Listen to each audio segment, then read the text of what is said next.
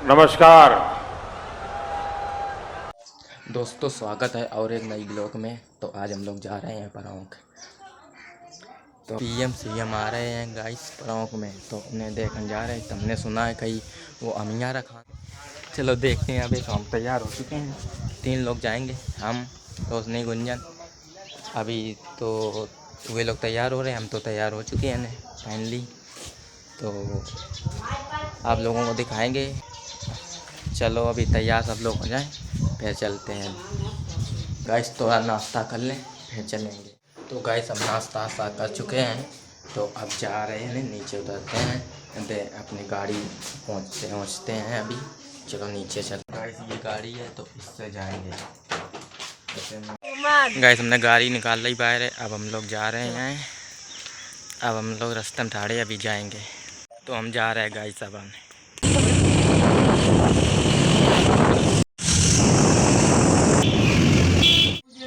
Guys अभी हम मामा के यहाँ आ गए हैं।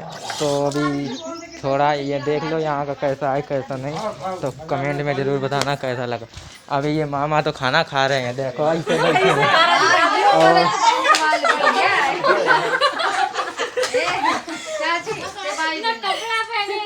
और ये सब लोग हम पे सवेरे से कह रहे थे कहीं जल्दी आ जाओ, लेकिन अपना तैयार नहीं भाई, हमें सवेरे से बुला रहे हैं क्योंकि काफ़ी लंबा हो जाएगा। तो आगे हम दिखाएंगे आप लोगों को कैसा है कैसा नहीं। तो आज अभी तो नहीं बंद करते हैं, फाइनली इन लोग तैयार हो जाएं, फिर इसके बाद आगे का दिखाएंगे। ठीक है गाइस हम निकल चुके हैं परौंक जाने के लिए अभी। तो ये सब लोग जा रहे हैं, देखो रास्ता में आ चुके हैं अभी हम लोग। ये लोग देखो यहाँ सब आराम कर रहे हैं। ये क्या हमने सुनी है पीएम हुए सब आ रहे हैं, हम यहाँ टपका भी नहीं भक्का ऐसी बात है तुम्हारी ना। हम और ये सब लोग हैं, सब लोग हम लोग जा रहे हैं रास्ता नहीं। अभी तो ये लोग अमिया जोरन लगे, देखो ये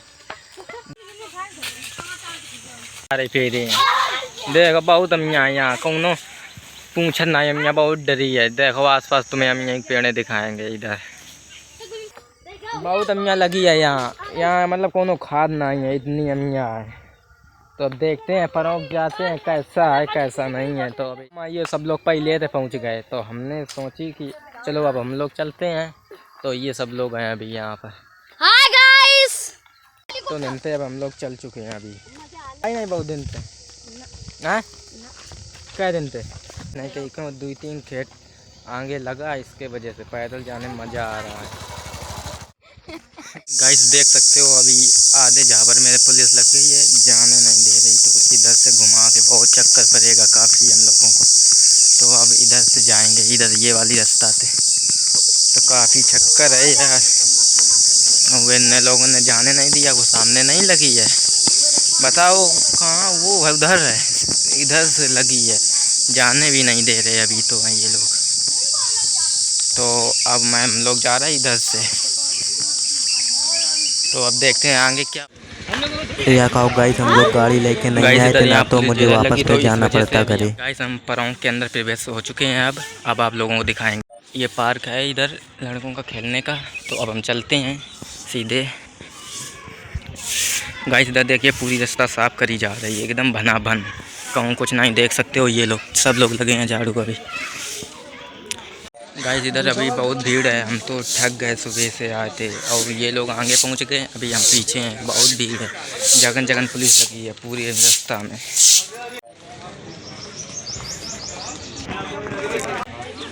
गाइस देख सकते हो यहाँ पूरी रास्ता खाली सजी है और कुछ नहीं ज़्यादा कुछ सजा है, सब झूठ थी। जो सब लोग कह रहे थे घर सजे हैं, कुछ भी नहीं ऐसा, सब झूठ है।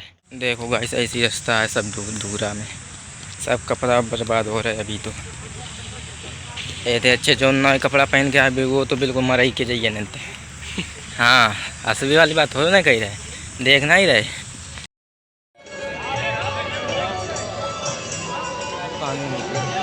अच्छे आज तो फिर हम अंदर घुस चुके हैं अभी। यहाँ मतलब यहाँ हर चीज़ की आपको है सुविधा, पानी आने की सबका है की, मतलब कि सबका है की है ख्याल में अभी तो। और पंखा की व्यवस्था सब कुछ है, देखते हैं। और अंदर क्या है अभी तो आपको बाहर ही से दिखाता हूँ, इतना सब है देखिए। अंदर बहुत भीड़ है, अभी देखते हैं जाके। चलो पानी आनी पी लें पहले हम भी। गाइस यहाँ चेकिंग होती है, जो कोई जाएगा नया वहाँ उसकी सब चेक करी जाएंगे। सब लगे हैं इस समय अभी। जाइयो करिया कपड़ा पहने नीचे तो ऊपर लो, अगर एक होता तो तुम चल जाता। अब तुम दोनों पहने हो, इस वजह नहीं चलेगा। इतना मार रहा है, इतना बेदम कर रहा है। हाँ काले कपड़ा मना है खाली। ये जितने काले कपड़े पहन के आ सब बजाए जाएंगे। गाइस इधर बहुत दिक्कत है, जितने काले कपड़ा पहन के आ रहे हैं उन्हें, एक तो ये उतनी दूर से आ रहे हैं, कहूँ कानपुर से, कहूँ औरैया से, कहूँ से आ रहे हैं। एक तो ना तो उनको मसाला लेने लेके अंदर जाने दे, ना पानी उन्हें, और ना तो काला कपड़ा। काली चीज़ कुछ भी नहीं ले जाने दे, तो आदमी क्या करे। इतना सब कुछ चेक कर रहे हैं, बहुत कस के कुछ भी चीज़ नहीं ले जाने दे रहे हैं। मोबाइल भी पकड़ लिया एक दूसरे को, काला था इस वजह से काला मोबाइल भी नहीं ले जाने दे। जाने क्या है, और अपना जूता पहने काला, जब कुछ नहीं नीचे, तो क्या करें। और दिखाते हैं आप लोगों को, सब ये लोग भगत चले आ रहे हैं, जितने आ रहे हैं ये लोग सब काले कपड़े पहने हैं, इसके वजह से चले आ रहे हैं। तो कमेंट में बताओ आप लोग कैसा लगा कैसा नहीं, इनके लिए आप लोग क्या कहना चाहते हो तो कमेंट सेक्शन में ज़रूर बताना, ठीक है। तो अभी आप लोगों को और दिखाते हैं। सामान धरने की दिक्कत इधर बहुत है। सामान तुम कहूँ नहीं रख सका था, अगर तुम्हारा 1500 का या 2 रुपये अगर कहूँ सामान नहीं रख सका था, या मान लो वो तुम्हारा गया। सब आदमी आजकल गाइस मार्क्स आज सब कुछ दिखा दिया। इनका काला मार्क्स था इनका, फिर इन्हें ये दिया, सब कुछ काला चीज़ ने दिखा दी। तो अब फिर से जा रहे हैं हम। अब हम सामान दुका के आए हैं बहुत दूर से, तो अब जा रहे हैं घुसंदे। क्या जान लिया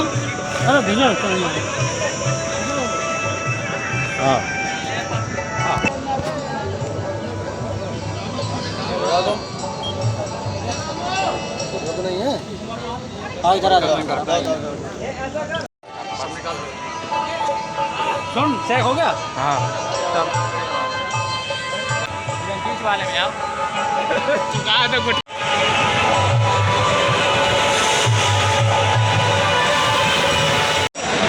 गाइस इसके अंदर काफ़ी अच्छा है, सब कुछ सब व्यवस्था है पूरी पुलिस। तो आप लोगों को दिखाना चाहता हूँ। तो ये देखिए पंखा का सब कुछ लगा है, मतलब सब व्यवस्था इसके अंदर तो बहुत अच्छी है। एक पल की गर्मी नहीं लग रही है, सब कुछ कूलर पंखा चल रहा है। तो इसके अंदर तो अच्छा हमें लग रहा है, और बाहर का थोड़ा मतलब कि वैसा लगा हमें। अंदर तो इसका ठीक है। और आगे आप लोगों को दिखाते हैं, अभी देखो।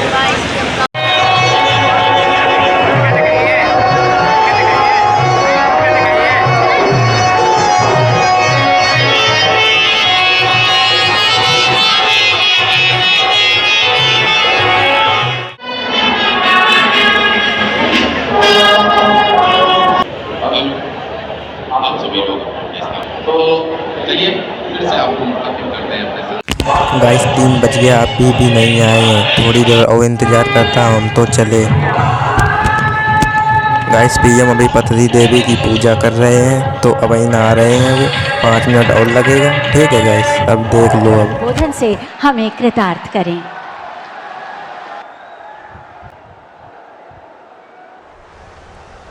नमस्कार। इसी गांव की संतान, पराव गांव की मिट्टी में जन्म लेने वाले देश के राष्ट्रपति आदरणीय रामनाथ कोविंद जी, आदरणीय श्रीमती सविता कोविंद जी, उत्तर प्रदेश की राज्यपाल श्रीमती आनंदीबेन पटेल, उत्तर प्रदेश के लोकप्रिय मुख्यमंत्री योगी आदित्यनाथ जी, मंच पर विराजमान मंत्री परिषद के मेरे साथी, उत्तर प्रदेश मंत्री परिषद के मंत्रीगण, सांसदगण, विधायकगण और विशाल संख्या में पधारे आए मेरे प्यारे भाई और बहनों, राष्ट्रपति जी ने जब मुझे कहा था कि मुझे यहां आना है, तभी से मैं आपके पास आकर के गांव वालों से मिलने का इंतजार कर रहा था। आज यहां आकर वाकई मन को बड़ा सुकून मिला, बहुत अच्छा लगा। मुझे पता चला कि 5वीं के बाद जब उनका दाखिला 5-6 मील दूर के गांव में करा दिया गया था, तो नंगे पांव स्कूल तक दौड़ते हुए जाते थे। और ये दौड़ सेहत के लिए नहीं होती थी, ये दौड़ इसलिए होती थी कि गर्मी से तपती हुई पगडंडी पर पैर कम झले। सोचिए, ऐसी ही तपती दोपहरी में 5वीं में पढ़ने वाला कोई बालक नंगे पांव अपने स्कूल के लिए दौड़े जा रहा है। जीवन में ऐसा संघर्ष, ऐसी तपस्या इंसान को इंसान बनने में बहुत मदद करती है। आज राष्ट्रपति जी के गांव में आने का यह अनुभव मेरे लिए जीवन की एक सुखद स्मृति की तरह है। भाइयों और बहनों, जब मैं राष्ट्रपति जी के साथ विभिन्न स्थानों को देख रहा था, तो मैंने परोंठ में भारतीय गांव की कई आदर्श छवियों को महसूस किया। यहां सबसे पहले मुझे पथरी माता का आशीर्वाद लेने का अवसर मिला। ये मंदिर इस गांव की, इस क्षेत्र की आध्यात्मिक आभा के साथ साथ एक भारत श्रेष्ठ भारत का भी प्रतीक है। और मैं कह सकता हूं कि ऐसा मंदिर है जहां देव भक्ति भी है, देशभक्ति भी है। और मैं देशभक्ति इसलिए कह रहा हूं कि राष्ट्रपति जी के पिताजी की सोच को मैं प्रणाम करता हूं, उनकी कल्पना शक्ति को प्रणाम करता हूं। वे अपने जीवन में तीर्थाटन करना, अलग अलग यात्रा स्थानों पर जाना, ईश्वर के आशीर्वाद लेना, इसके लिए कभी घर से निकल जाते थे, कभी बद्रीनाथ गए, कभी केदारनाथ गए, कभी अयोध्या गए, कभी काशी गए, कभी मथुरा गए, अलग अलग स्थान पर गए। उस समय की उनकी आर्थिक स्थिति ऐसी नहीं थी कि गांव के सबके लिए वहां से कोई प्रसाद ले आए, पूरे गांव को कुछ बांट सके। तो उनकी कल्पना बड़ी मजेदार थी कि वो उस तीर्थ क्षेत्र से, उस मंदिर परिसर से एक आध पत्थर ले आते थे और पत्थर यहां पेड़ के नीचे रख देते थे। और उस पवित्र स्थान से पत्थर आया है, हिंदुस्तान के कोने कोने से पत्थर आया है, इसके प्रति एक भाव जग जाता था। और गांव वालों ने उसे मंदिर के रूप में पूजा की कि फलाने इलाके का पत्थर है, उस फलाने मंदिर के इलाके का पत्थर है, ये फलानी नदी के पास का पत्थर है। इसलिए मैं कहता हूं कि इसमें देव भक्ति भी है और देशभक्ति भी है। राष्ट्रपति जी के पिताजी इस मंदिर में पूजा किया करते थे। इस पवित्र मंदिर के दर्शन करने में स्वाभाविक है कि मेरे मन में अनेक प्रकार के विचार मंडरा रहे थे और मैं अपने आप को धन्य पाता हूं कि मुझे उस मंदिर के दर्शन करने का अवसर मिला है। साथियों, परोंठ की मिट्टी से राष्ट्रपति जी को जो संस्कार मिले हैं, उसकी साक्षी आज दुनिया बन रही है। और मैं आज देख रहा था कि एक तरफ संविधान दूसरी तरफ संस्कार। और आज गांव में राष्ट्रपति जी ने पद के द्वारा बनी हुई सारी मर्यादाओं से बाहर निकल करके मुझे आज हैरान कर दिया। वे स्वयं हेलीपैड पर रिसीव करने आए। मैं बड़ी शर्मिंदगी महसूस कर रहा था कि वो उनके मार्गदर्शन में हम काम कर रहे हैं। उनके पद की एक गरिमा है, एक वरिष्ठता है। मैंने कहा राष्ट्रपति जी आपने मेरे साथ अन्याय कर दिया आज। तो उन्होंने सहज रूप से कहा कि संविधान की मर्यादाओं का पालन तो मैं करता हूं, लेकिन कभी कभी संस्कार की भी अपनी ताकत होती है। आज आप मेरे गांव में आए हैं, मैं यहां पर अतिथि का सत्कार करने के लिए आया हूं। मैं राष्ट्रपति के रूप में नहीं आया हूं। मैं इस गांव के एक बच्चे के रूप में जहां से जिंदगी शुरू हुई, उस गांव के नागरिक के रूप में मैं आज आपका स्वागत कर रहा हूं। अतिथि देवो भव के संस्कार भारत में किस प्रकार से हमारी रगों में पहुंचे हैं, उसका उत्तम उदाहरण आज राष्ट्रपति जी ने प्रस्तुत किया। मैं राष्ट्रपति जी को आदरपूर्वक प्रणाम करता हूं। राष्ट्रपति जी ने अपने पैतृक आवास को मिलन केंद्र के रूप में विकसित करने के लिए दे दिया था। आज वो विमर्श और ट्रेनिंग सेंटर के तौर पर महिला सशक्तिकरण को नई ताकत दे रहा है। उनके प्रयास से यहां अंबेडकर भवन के रूप में बाबा साहेब का आदर्शों को प्रेरणा केंद्र भी बनाया गया है। मुझे विश्वास है भविष्य में पुनः आपके सामूहिक प्रयासों से विकास के रास्ते पर और भी तेजी से आगे बढ़ेगा और देश के सामने ग्रामीण विकास का मॉडल पेश करेगा। साथियों, हम कहीं भी क्यों न पहुंच जाएं, बड़े बड़े शहरों या दुनिया के किसी भी कोने में क्यों न बस जाएं, अगर हमने अपने गांव को जिया है तो हमारा गांव हमारे भीतर से कभी नहीं निकलता है। वो हमारी रगों में बस जाता है, वो हमारी सोच में हमेशा रहता है। हम इसलिए कहते हैं कि भारत की आत्मा गांव में बसती है, क्योंकि गांव हमारी आत्माओं में बसता है। आज जब देश अपनी आजादी का अमृत महोत्सव मना रहा है, तो ग्रामीण भारत के लिए, हमारे गांवों के लिए हमारे सपने और भी महत्वपूर्ण हो जाते हैं।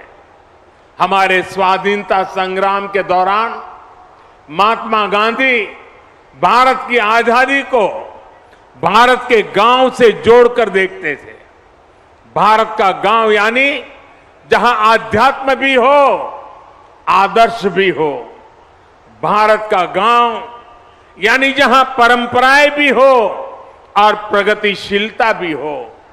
भारत का गांव यानी जहां संस्कार भी हो और सहकार भी हो, जहां ममता भी हो और समता भी हो। आज आजादी के अमृतकाल में ऐसे ही गांवों का पुनर्गठन, उनका पुनर्जागरण, ये हमारा कर्तव्य है। आज इसी संकल्प को लेकर देश गांव, गरीब, कृषि, किसान और पंचायती लोकतंत्र के विभिन्न आयामों में काम कर रहा है। आज भारत के गांव में सबसे तेज गति से सड़कें बन रही हैं। आज भारत के गांवों में तेज गति से ऑप्टिकल फाइबर बिछाया जा रहा है।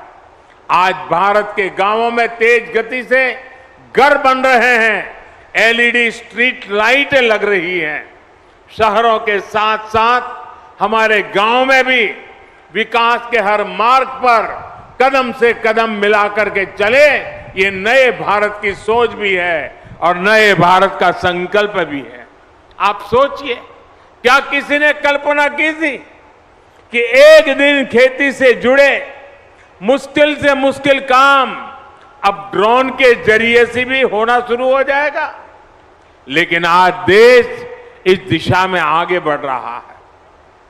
मुझे बताया गया है कि यहां इस गांव में भी 300 से ज्यादा लोगों को स्वामित्व के तहत घरौनी दी जा चुकी है, प्रॉपर्टी के कागज दिए जा चुके हैं।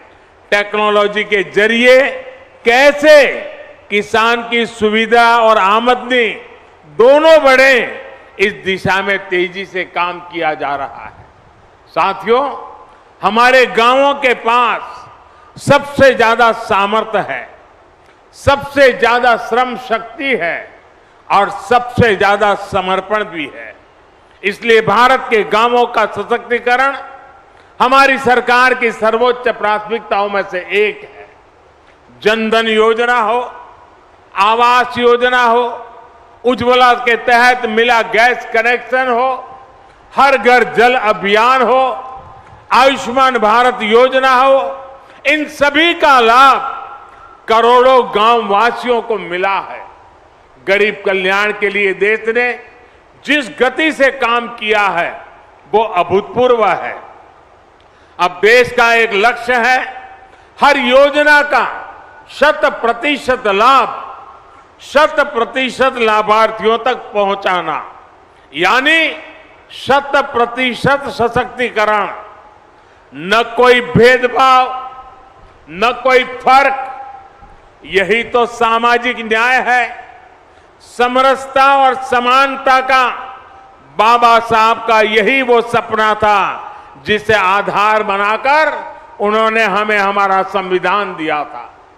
बाबा साहब का वो सपना आज पूरा हो रहा है। देश उस दिशा में आगे बढ़ रहा है।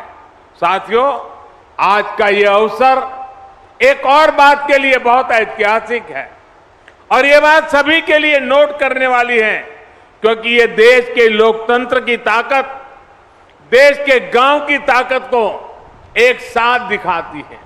यहां इस मंच पर आदरणीय राष्ट्रपति जी, यूपी की राज्यपाल आनंदीबेन पटेल और मुख्यमंत्री योगी आदित्यनाथ जी उपस्थित हैं।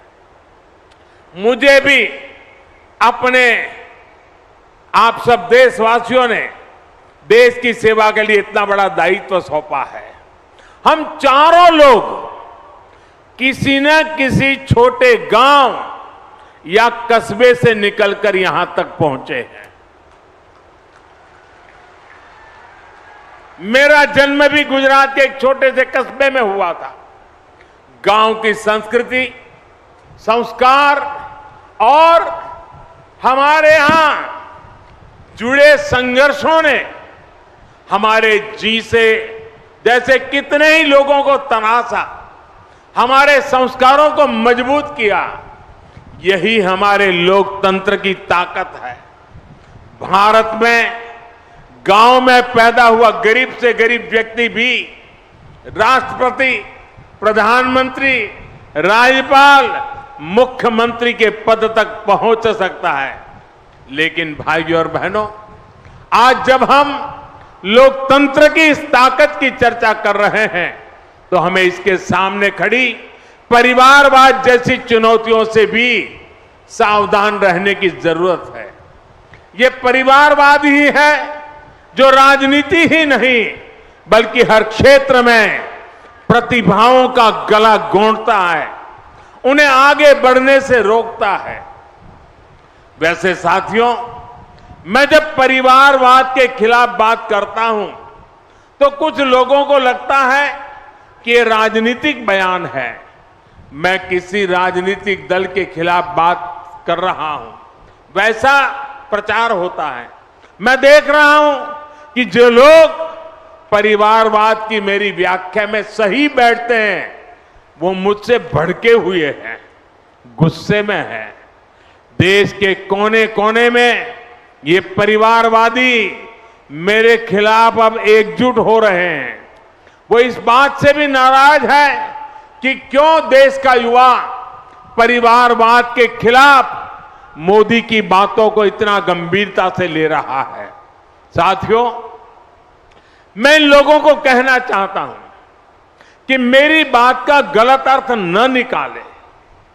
मेरी किसी राजनीतिक दल से या किसी व्यक्ति से कोई व्यक्तिगत नाराजगी नहीं है।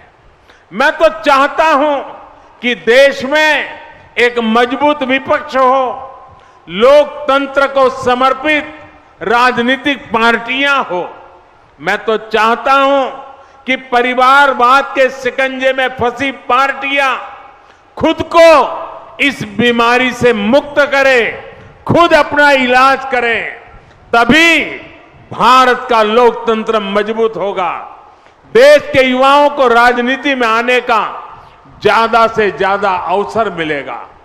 खैर, परिवारवादी पार्टियों से मैं कुछ ज्यादा ही उम्मीद कर रहा हूं, इसलिए मैं आपके बीच भी कहूंगा कि हमारी जिम्मेदारी है कि हम देश में परिवारवाद से जैसी बुराइयों को न पनपने दें।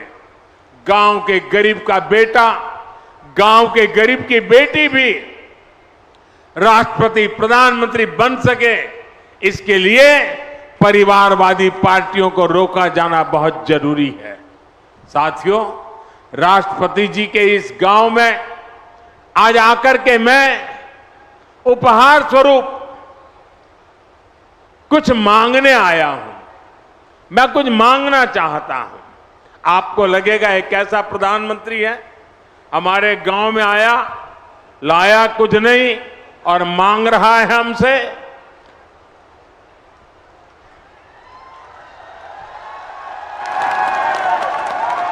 मैं मांग रहा हूं, आप दोगे ना? मैं गांव से मांगूंगा तो मिलेगा ना?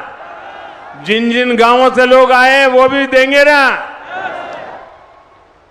देखिए, आपने अपने गांव में इतना विकास किया है। आज जब देश अपनी आजादी का अमृत महोत्सव मना रहा है, तो आपको अपना प्रयास बढ़ाना है। अमृत काल में देश ने संकल्प लिया है कि देश के हर जिले में 75 अमृत सरोवर बनाए जाएंगे। और अभी योगी जी बता रहे थे कि यहां परोख में भी 2 अमृत सरोवर का निर्माण हो रहा है। आपको इस अमृत सरोवर के निर्माण में मदद भी करनी है, कार सेवा भी करनी है और इसकी भव्यता भी बनाए रखनी है। मैं आपसे एक और बात भी मांगता हूं और मुझे विश्वास है कि आप ये मेरी मांग को भी पूरा करेंगे, और वो है प्राकृतिक खेती, नेचुरल फार्मिंग।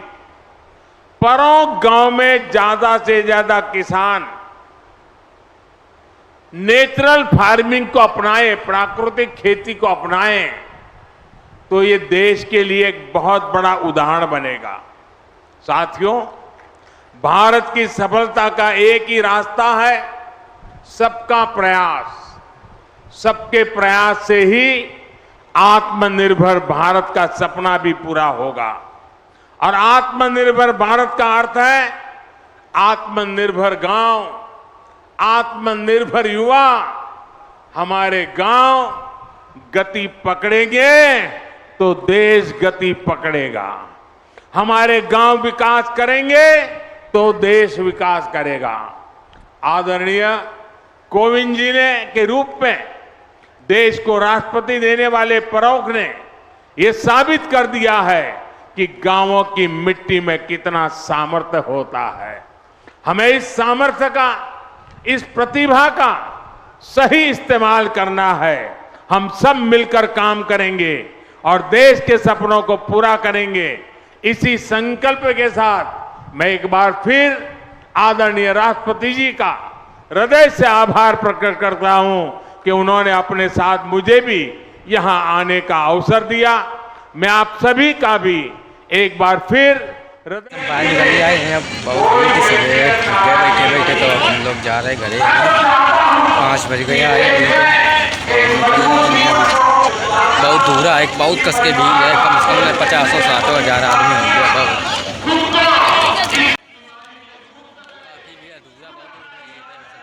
गाइस इन बाबा लोगों को देखो तम्बाकू की एक चुनौती सब पड़ी है यहाँ, बोतल वोतल। तो इन पुलिस वाले ने सब चेक करके जमा कर लिया, फिर इसके बाद लातन पे कुचल दिया सब सामान। तो इतनी दूर से आए, उनका जाने कितना तो नुकसान हो गया। कौन बाबा लोग इन लोगों को गाली दे रहे हैं। तो गाइस अब हम लोग घरे जा रहे हैं अभी, तो रास्ते मतलब निकल चुके हैं यहाँ से, वो सब है, काफ़ी भीड़ है बहुत दूर तक। तो अब हम चलते हैं घरे, देखते हैं और आगे आपको जो रह बचा है वो भी दिखा देते हैं आपको। अभी चलो इनका रामनाथ गोविंद का भी घर दिखाते हैं आप लोगों को। चलो अभी चल रहे हैं, घर दिखाते हैं आप लोगों को। फ्रेंड देखिए रामनाथ गोविंद का क्या हाल हुआ किसान भाइयों ने किया, क्योंकि इनकी चुनौती ये सब छुटा ली गई थी, फिर दी नहीं गई, कुचल दिया गया। इस वजह से आदमी लोगों को गुस्सा थी। गाइस आधी जनता तो निकल आई गुस्सा के मारे, क्योंकि वे 4 बजे आए। आदमी लोग सवेरे से बैठे इंतज़ार कर रहे थे, तो उन्हें भूख प्यास लगी थी, तो आधी जनता भाग के निकल आई। तो ये लोग घरे जा रहे हैं। गाइस ये अब लोग जिहाद देखेंगे। 6 जिहाज हैं, तो एक दोस्त में अभी जा रहे हैं जिहाज। तो गाइस ये सब लोग जिहाद देखने के लिए बैठे हैं अभी। देखो गाइस कितनी भीड़ हो गई जिहाद देखने के लिए, आस पास से भीड़ ही भीड़।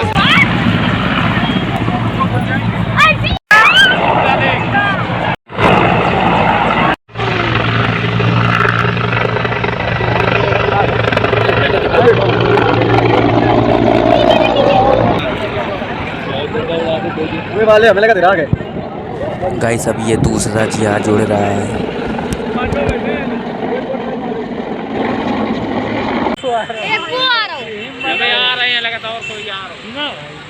गाइस इनका ये रामनाथ गोविंद का घर, तो आपको दिखाएंगे अगले वीडियो में। सो गाइस उनसे हम निकल आए नहीं अब, तो अब हम घरे जा रहे हैं। अब तक हम समझ गए नहीं, इसकी वजह से घरे जा रहे हैं हम सब लोग हैं। अब वे लोग आगे जा रहे हैं। कमेंट में बताओ कैसी लगी कैसी नहीं लगी। तो अब आज की ब्लॉग यहीं बंद करते हैं। तो बाय बाय, गुड बाय।